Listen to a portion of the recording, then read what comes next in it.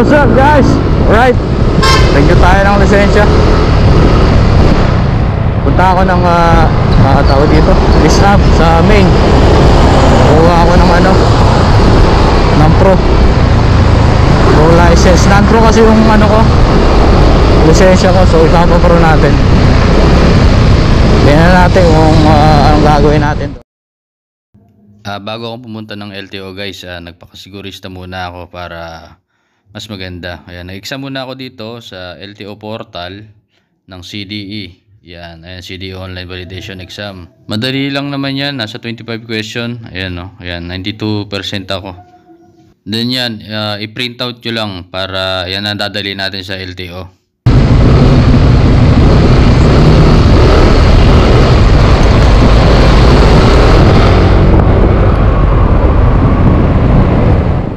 Pagkadating ko dito guys sa LTO main sa East Avenue, yan, may nag-entertain kaagad dito sa akin, si Kuya. Tinanong niya kaagad kung may medical na ba ako. Sabi ko wala pa. So tinuro niya ako dun sa bandang baba.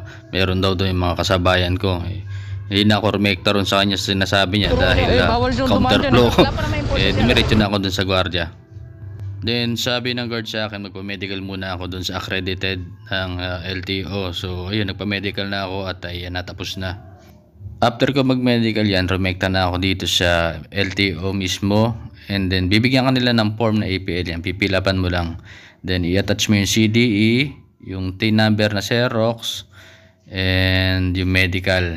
Ayan, kasama yan. Then ipasa mo lang sa nag-a-assist dun sa may counter. And then tatawagin ka na lang at pipila ka dito sa window number 7 para magbayad ng 100 pesos para sa exam for non-pro to pro.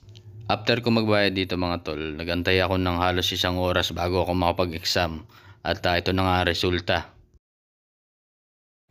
Guys, napasa ako guys. 49.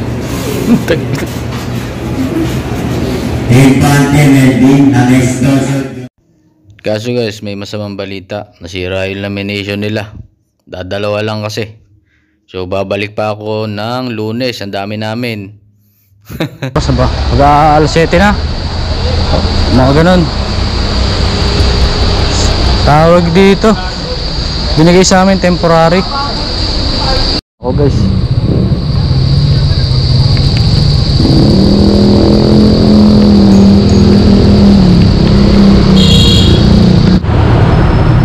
Babalik pa ako guys. Baka Monday o Tuesday balik. Gawa ng temporary lang yung binigay. Hindi yung laminate. Uwi ko lang. Grabe, magsa 7:30 no. Ay, pero okay lang. Pasado naman tayo. Siyempre, let's celebrate ang ating small win. Ayan. Hindi lang ang ihaw. Tapos siyempre gin, wala nang tatak dyan yun. Nabaha siguro to si ate talaga. Pinagbentahan ako ng nabaha gin. Alright. The next day. At ito na nga guys, nakuha ko na. Yan, nag-apply ako sa LTO ng non-pro to pro noong August 30. Yan, binalikan ko siya ng September 12 na ako nakabalik. So ito na, nakuha ko na yung lisensya ko. Ito nga pala yung reviewer ko guys, yan. Punta lang kayo sa LTO reviewer. Yan, mock exam. Then, pili lang kayo dyan. Nang tinitira ko dyan, professional heavy, 1 to 80. Yan. Madali lang naman yan. Yan, piniperfect ko nga yan guys eh. Yan, gabi-gabi yan.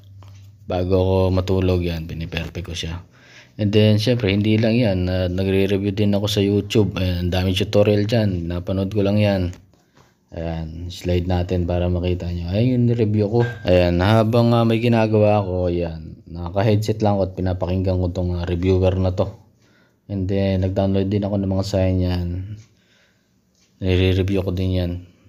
Yan, baka makatulong sa inyo. Ayan ang ginawa kong diskarte kaysa magbabayad ka ng non-pro to pro 5.5k. Pusa. Mag-review na lang kayo. Then, syempre guys, wag lang kayo mag-focus dito sa binigay ko na reviewer. Mag-search din kayo. Ayan, so Isang oras yung exam guys sa LTO, so take your time. Ayan, namnamin nyo yung exam nyo. Tsaka guys, pag nag-exam kayo doon, may camera mismo nakatutok sa mukha nyo, kaya pag lumingon kayo pababa, pataas, pakaliwa, kanan, ayan, maglalagaut kusa yung exam nyo. Kaya talaga nakatutok lang yung mukha nyo guys doon sa may computer. So hanggang dito lang guys, sana may natutunan kayo kahit papano. Ayan, good luck sa makukuha ng professional ngayon dyan. Alright?